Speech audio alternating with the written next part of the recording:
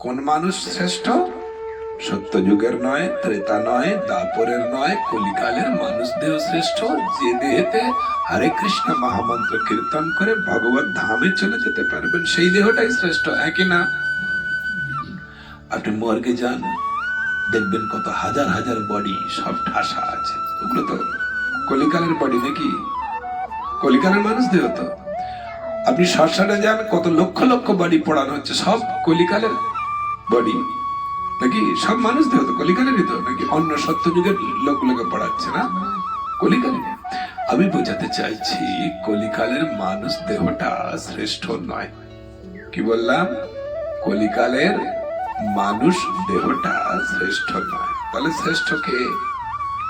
দেহটাকে ব্যবহার করার জন্য যে সময়টুকু পেয়েছেন ওইটা শ্রেষ্ঠ। আবার সেই সময়টা প্রত্যেকটা মিনিটে মিনিটে। আচ্ছা, আপনার হাইট বেশি, একটু সাইডে বসলেই ভালো হয়। হ্যালো দিকে কেউ ঘুমিয়ে পড়লে আমি দেখতে পাবো না। হরে কৃষ্ণ। যে বিষয় বলছিলাম, এখন দেখুন, তাহলে এতক্ষণ ধরে কি আলোচনা হলো? আমরা যে মানুষ দেহটা পেয়েছি, সেই দেহটা ব্যবহার করার জন্য যেটুকু সময় পেয়েছি ওইটুকু মূল্যবান। এত মূল্যবান সময় আবার প্রত্যেকটা সেকেন্ডে সেকেন্ডে চলে যাচ্ছে, প্রত্যেকটা সেকেন্ডে সেকেন্ডে চলে যাচ্ছে। কিন্তু তাকে বাঁধবেন কিভাবে, ধরবেন কিভাবে? ধরা যায়? বলুন, ধরা যায়? গন্ধামা, আয়ু মানে সময় ধরা যাবে? আমি বলছি সময় ধরে বেঁধে আপনার পকেটে দিয়ে যাব। এবার আপনার কি মনে হচ্ছে প্রভুর মাথায় নিঘাত গন্ডগোল আছে? তাহলে বলে কি করে সময়কে নাকি ধরবে, ধরে আবার বাঁধবে, বেঁধে আবার আমাদের হাতে দিয়ে যাবে, আমরা পকেটে করে বাড়ি নিয়ে যেতে পারবো বলছে।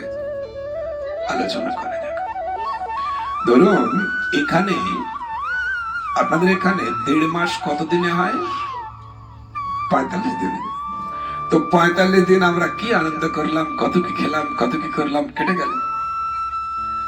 আর আপনাদের এখানে একজন লোক, তার 5 বিঘে জায়গা ছিল, ওই 1.5 মাস সময়ে অসময়ে ফুলকপি বুনে, মানে বীজ বপন থেকে আরম্ভ করে 1.5 মাসের মধ্যে পুরো পুষ্ট করে 5 বিঘে জায়গা পুরো বড় বড় হাইব্রিড ফুলকপিতে ভর্তি হয়ে রয়েছে। তাহলে আমাদের যে সময়টা চলে গেছে, ওই লোকটা এই যে ফুলকপিটা আসলে কি, তার চলে যাওয়া যে আয়ুটা কর্মে ট্রান্সফার করে দিয়েছে, ব্যবহার করে দিয়ে কর্ম হয়ে গেছে, আর সেই কর্মটা এখন ফুলকপি রূপে অপেক্ষা করছে। তাহলে ফুলকপিটা কি? তার কর্মের ফল। কর্মটা কি? তার চলে যাওয়া আয়ুটা ব্যবহারের ফল। তাহলে কি আমরা বলতে পারি আমরা তো আনন্দ করে চলে গেছে, আমার সময়টাকে ব্যবহার করতে পারিনি, সুযোগ পেয়েও ব্যবহার করতে পারিনি, বরঞ্চ আগের জন্মের পুণ্য, আগের জন্মের কর্মফল ভোগ করেছি, কিন্তু কোনো কিছু ইনকাম করতে পারিনি।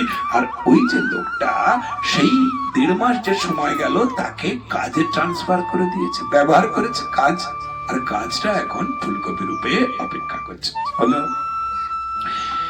এর দ্বারা প্রমাণ হলো আমরা যে সময়টা পেয়েছি যদি ব্যবহার না করে চলে যায়, তার থেকে শ্রেষ্ঠ ব্যবহার করা। হলো? এবারে শুনুন, ওই লোকটা বলছে যে না না, এই 5 বিঘের যে এত ফুলকপি চাষ হয়েছে, এগুলো আমার নাতির নাতির নাতির নাতিরা খাবে, আমি রেখে যাবো, একটাও ভালো থাকবে? তাহলে কি হবে? নষ্ট হয়ে যাবে। কিন্তু ওটা বুদ্ধিমানের কথা নয়।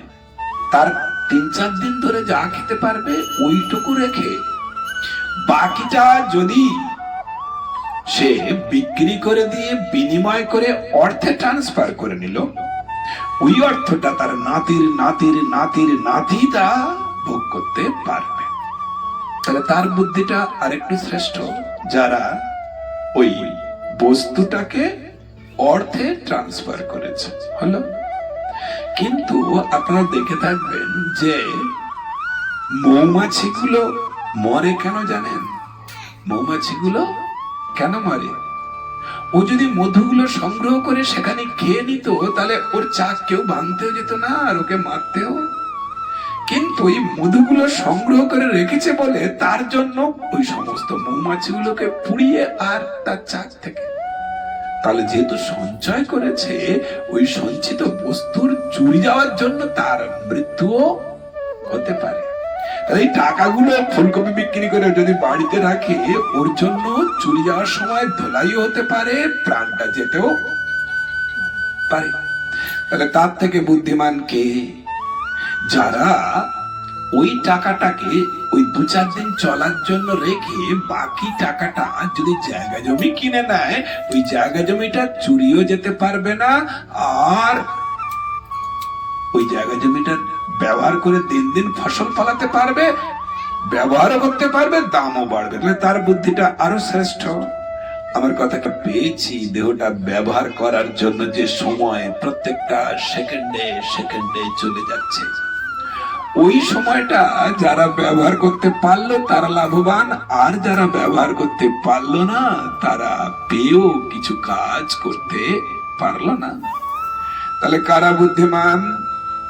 যারা ওটাকে কর্মে ট্রান্সফার করলো তারা একটু বেশি বুদ্ধিমান, আবার যারা কর্ম বস্তুটা ট্রান্সফার করলো আরো বেশি বুদ্ধিমান, বস্তুটা বিনিময় করে যারা অর্থে ট্রান্সফার করে নিল তারা আরো বেশি বুদ্ধিমান, ওই অর্থটাকে বিনিময় করে যারা সম্পত্তিতে ট্রান্সফার করলো তারা আরো বেশি হলো। আগামো এবারে দেখি আসুন। আমি একা পরিশ্রম করে 200 বিঘে জায়গা কিনেছি। কতটা? 200 বিঘে জায়গা। একা পরিশ্রম করে 5টা কোম্পানি করেছি, 10টা বাড়ি করেছি, 20টা গাড়ি করেছি। বিভিন্ন কোম্পানির, কোনটা কোম্পানির 50% শেয়ার কেনা আছে, কোন কোম্পানির 40% শেয়ার কেনা আছে, এরকম 3-4টে কোম্পানির শেয়ার হোল্ডার আমি। এত কিছু করেছি, এত কিছু করেছি, করার পরে বলো হরি হরি বল হয়ে গেলাম। আমার স্ত্রী প্রত্যেক দিন 5টা করে পিণ্ড সকালবেলা দেবে, বিকালে আমার জন্য 5টা পিণ্ড দেবে, সন্ধ্যায় ওগো 5টা পিণ্ড দেওয়ার না গো দেবে। ছেলে মেয়ে যাদের জন্য এত করেছি দেবে 4টে করে পিণ্ড, 2টো 1টা। যদিও বা দেয়, কাকে খেয়ে গেল বলে হয় দেখ তোর বাপ এসেছিল খেয়ে গেল। আরে বাপ কোথায় ভুগছে, কি হাল হচ্ছে তার ঠিক নেই, বলছে বাপ খেয়ে গেল নাকি। যাই হোক, সব ঠিক ঠিক কপালে জুটবে না। তাহলে আলোচনা করি আসুন। ধরুন আমি মরে আর আমার ভাইপোর ছেলে হয়ে জন্মালাম। কার ছেলে হয়ে জন্মেছি? আমার আগের জন্মের কথা সব মনে আছে। কোন বাক্সের মধ্যে কত টাকা রাখা আছে, গোপন ভাবে কোথায় টাকা পুঁতে রাখা আছে, কোন ব্যাংকে কত টাকা রাখা হয়েছে, কোথায় কাকে জমিতে বায়না দেওয়া হয়েছে, কোন কোম্পানির কত % শেয়ার সব কেনা আছে, বা সমস্ত কিছু আমার মনে পড়ছে, মনে আছে সব। কিন্তু জন্মেছি কোথায়? ভাইপোর ছেলে হয়ে। তা আমি জ্ঞান হওয়ার পরে আমি আসলাম, ছেলেকে বললাম কৃষ্ণেন্দু ক্যাশ বাক্সের চাবিটা দাও তো। ও দেবে? প্রচুর ধলাই দেবে নাকি? আরে ও তো ইনকাম করেনি, আমার ইনকাম করার টাকা, আমার ইনকাম করার টাকা ও ইনকাম করে দিলে আমাকে দেবে না কেন? চাইতে গেলে মারবে কেন? আপনারা বিচার করুন, মারবে কেন? আমার টাকা তো। আরে হোক না আপনার ইনকাম করা টাকা, আগের বডিতে যা ইনকাম করেছেন ওই ইনকাম করার একটা ছোট 1 টাকাতেও এই দেহেতে, বর্তমান দেহেতে কোনো অধিকার আপনার হলো। তাহলে এত কিছু না করে আমি পরের দেহেতে পেতে পারবো কি করলে? আলোচনা করি আসুন। আমি এত কিছু না করে কোন রকমের জীবনটাকে বাঁচিয়ে রাখার জন্য রেখে বাকিটা অর্থটাকে যদি পরের সুখে লাগিয়ে দিতে পারতাম, পরের উপকার করতে পারতাম, দান ব্রত পুণ্য কর্মে ট্রান্সফার করতে পারতাম, তাহলে আমি মরার পরে যেখানে জন্মাবো আগে থেকে সেখানে ঐশ্বর্য রূপে 1000 গুণ সুখ ভোগ করার জন্য আমার জন্য অপেক্ষা করবে। আমার